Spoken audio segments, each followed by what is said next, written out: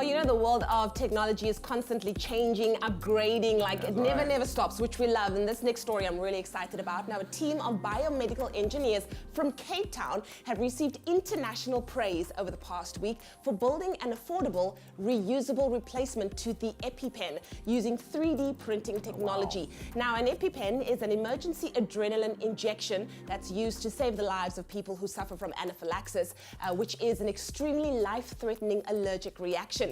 Now, up until now, these devices were single use, and it cost anything up to 7,500 Rand for a pack of 2, which also had a short expiry date, so that throws half the population out. Now, this new device, which is called the EpiPen, is reusable, and it lasts for up to 5 years and can take cartridges that cost 200 Rand you see each. now. Oh, come That is on. brilliant.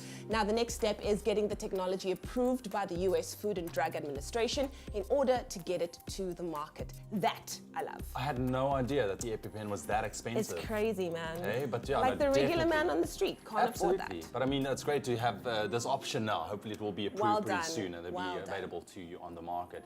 And how's this one? Now, normally when we report on facial recognition software, it foreshadows a kind of dystopian future where governments spy on citizens, all right? But not today. That's not what we're talking about, because it is a kind of a scary thought. But researchers at Michigan State University have developed a facial recognition software that can be used to track and help save the lives of endangered primates. Now, tracking is, of course, a very important part of conservation, and traditionally, animals were tagged and monitored with tracking devices. And as you know, that is very invasive, as you can see. Yeah. But this new software is called Primates and uses an image database for 3 species of primate, the golden monkeys, lemurs, and also chimpanzees.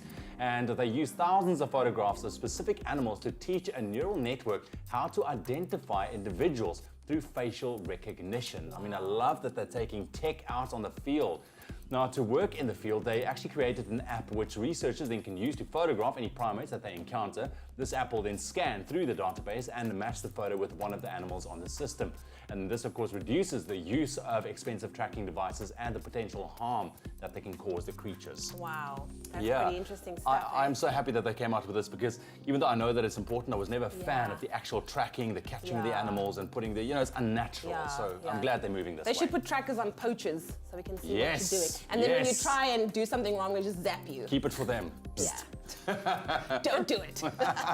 That's your tech roundup on your Tuesday morning. Zap them.